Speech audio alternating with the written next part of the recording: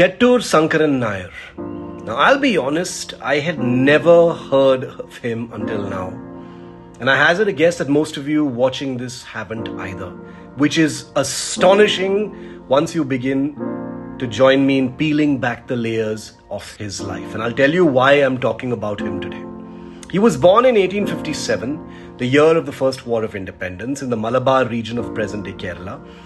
A very sharp mind from the very start, he rose through the colonial education system and became, by all accounts, a brilliant lawyer, quickly distinguishing himself in the courts of British India.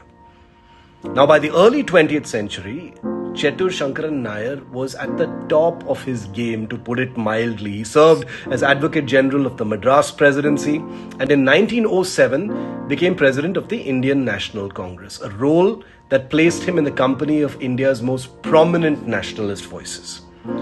Not long after, he was appointed to the Viceroy's Executive Council, one of the highest positions an Indian could hold, if not the highest, under British rule.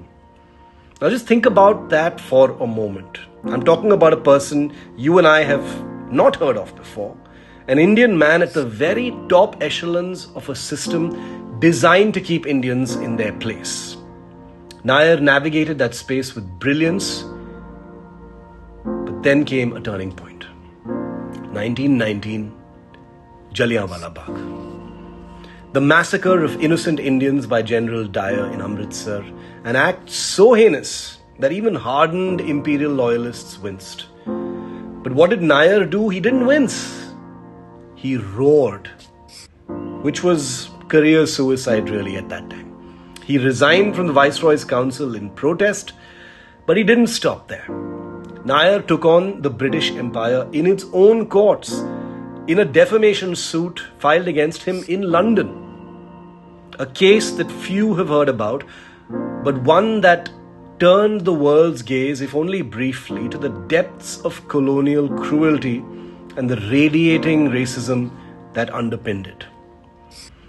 The case was against none other, was being fought between Nair and none other than Michael O'Dyer, the former Lieutenant Governor of Punjab, who had publicly maligned Nair for his opposition to British actions after the massacre.